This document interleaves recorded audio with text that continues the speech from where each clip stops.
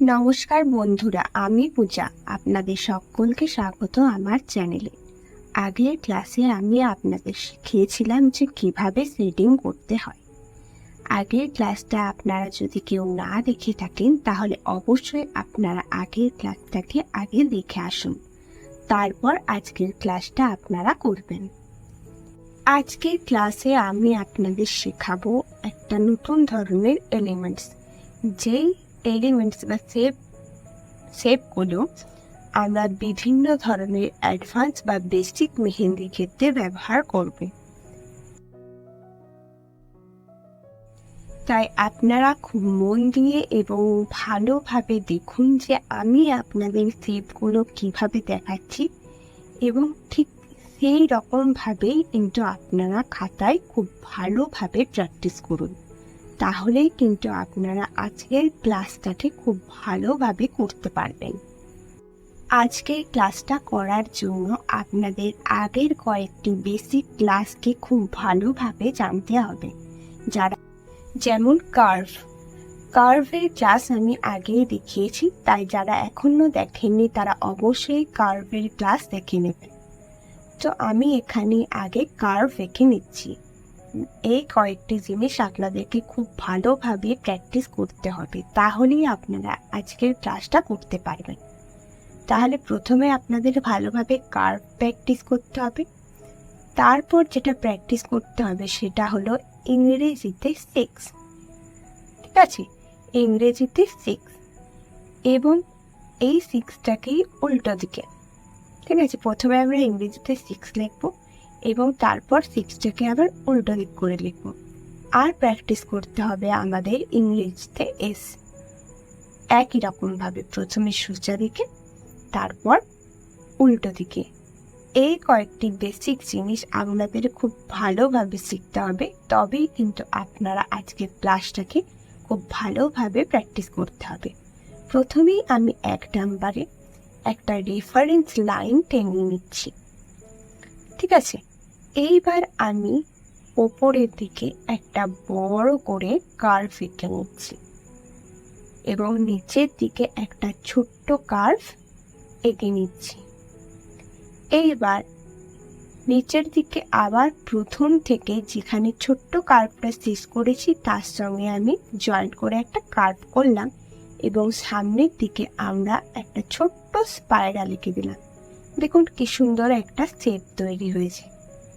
এইবার 2 নম্বরেও আমরা একই রকমভাবে আগে একটা রেফারেন্স লাইন টেনে নিলাম এবং ওপরের দিকে একটা কার্ভ তৈরি করব এবং একেবারে এই কার্ভটা আমরা না থামিয়ে নিচের দিকে টেনে একবারে স্পাইরাল এঁকে নিয়ে আবার নিচের থেকে একটা কার্ভ এঁকে জয়েন্ট করে দিলাম। এইবার 3 নম্বরে আমরা দেখে নেব আরেকটা ধরনের শেপ। তো আমরা একই রকমভাবে আবার রেফারেন্স লাইন টানলাম, ওপরের দিক থেকে একটা বড় কার্ভ আঁকলাম, এইবার নিচের দিক থেকে একটা ছোট্ট কার্ভ আঁকলাম। এইটাতে দেখুন আমি রেফারেন্সটাকে বাড়িয়ে একটা ডট দিলাম। এইবার নিচের দিকের কার্ভটাকে আমরা ওই ডটটার সাথে মেলাবো। হলো। এইবার আমি কিভাবে মুখটা করছি সেটা আপনারা খুব ভালোভাবে দেখুন শেপটা কিরকম হলো। আমাদের ময়ূর আঁকার ক্ষেত্রে এই ধরনের শেপটা ব্যবহার। দেখুন আমি একটা ঠোঁট আর একটা চোখ দিয়ে দিলাম, তাহলে এটা ময়ূরের মতো শেপটা হয়ে গেল। এইবার 4 নম্বরে আমরা দেখে নেব ঠিক আগের মতোই একটা শেপ। তাই জন্য আমি ঠিক আগের মতোই একটা রেফারেন্স লাইন টেনে নিলাম এবং ওপর থেকে একটা বড় কার্ভ এঁকে নিচের দিকে ছোট কার্ভ এঁকে একটা ডট দিয়ে নিচের দিক থেকে একটা বড় কার্ভ এঁকে ওই ডটের সাথে মিশিয়ে দিলাম এবং সামনের দিকে একটা মুখ করে দিলাম। এই ধরনের শেপটা কিন্তু আপনাদের প্র্যাকটিস খুব ভালোভাবে করতে হবে। যখন আমরা ময়ূর আঁকবো এই শেপটা আমাদের খুব কাজে লাগবে। এইবার 5 নম্বরেও আমরা একটা লাইন টানলাম। এইবার দেখুন কার্ভটা আমি কিভাবে আঁকছি। প্রথম দিকে টেনে তারপরে একটু তুলে একটা স্পাইরাল করে দিলাম, আর নিচের দিকের কার্ভটা আমি ঠিক করে করলাম। এবার এই শেপটার মধ্যে আমি একটু সেট দিয়ে দিচ্ছি। দেখুন, আপনারা যখন মেহেন্দির ক্ষেত্রে এই ধরনের শেপগুলো ব্যবহার করবেন তখন কিন্তু আপনারা এইরকমভাবে সেট দিতে পারেন। এইবার 6 নাম্বারেও আমরা একটা রেফারেন্স লাইন টেনে নিলাম।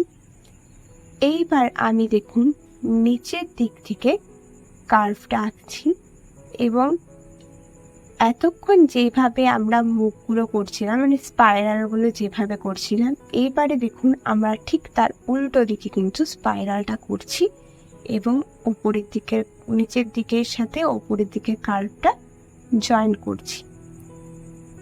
এইবার 7 নাম্বারে আমরা উপরের দিক থেকে নিচের দিক থেকে শেপগুলো করছি। এতক্ষণ আমরা করছিলাম বাঁ দিক থেকে ডান দিকে, এইবার আমরা করছি দেখুন উপরের দিক থেকে নিচের দিকে, এবং এইবার আমরা কোনো রেফারেন্স লাইন নেইনি।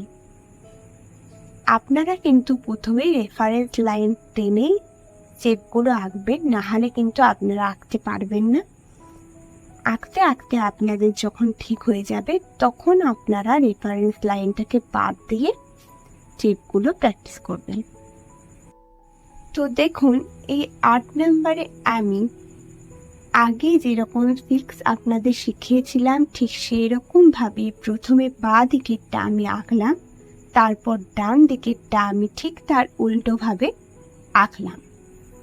ঠিক আছে, এইবার 9 নম্বরে আমরা প্রথমে এসির মতো করে নিচ্ছি, তারপর উপর দিক থেকে একটা কার্ভকে জয়েন করে দিচ্ছি, এবং ডান দিকেও ঠিক তার উল্টোভাবে আমরা এসিকে জয়েন করছি কার্ভটাকে।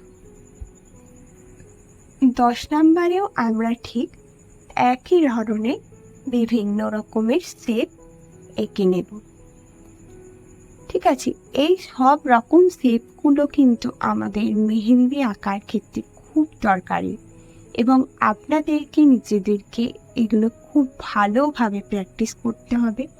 আগে ভালো করে ক্লাসটা দেখবেন, তারপর আপনারা খুব ভালোভাবে আমি কিভাবে দেখিয়েছি ঠিক সেই রকমভাবে প্র্যাকটিস করবেন, তবেই কিন্তু আপনারা এই শেপগুলো খুব ভালোভাবে আঁকতে পারবেন কোনো রকম ভুল ত্রুটি ছাড়া। দেখুন, এতক্ষণ আমি স্পাইরালগুলো নিচের দিকে থাকবে সেই রকম শেপ দেখিয়েছিলাম। এখন কিন্তু আমি 10 আর 11টা আমি স্পাইরালটা ওপর দিকে করে তারপর শেপটা দেখিয়েছি, আর সাথে 12টাও আমি এখন করছি। দেখুন, আমি করছি ওপর দিকে স্পাইরালটা আছে। এখানে দেখুন আমি প্রথমে স্পাইরাল এঁকে দুটো সাইডে দুটো, একটা সোজা এবং একটা উল্টো দিকে এই এঁকে নিয়েছি। এইবার আমি কিন্তু এটা সুন্দরভাবে উপরের থেকে নিচের দিকে জয়েন্ট করে নিচ্ছি। দেখুন, সুন্দর একটা শেপ হয়ে গেল দুটো সাইডে দুটো। আমরা যখন ময়ূর আঁকবো দুটো সাইডে মুখোমুখি, তখনও কিন্তু আমাদের এই ধরনের শেপগুলো খুব ভালো কাজে লাগবে। এইবার আমি এই শেপটার মধ্যে থ্রেডিং করে নিচ্ছি। থ্রেডিংয়ের ক্লাস তো আমি আগে দেখিয়েছি, যারা এখনও দেখেননি তারা অবশ্যই দেখে নেবেন। তাহলে এই দুটো শেপের মধ্যে আমি থ্রেডিং করে নিচ্ছি।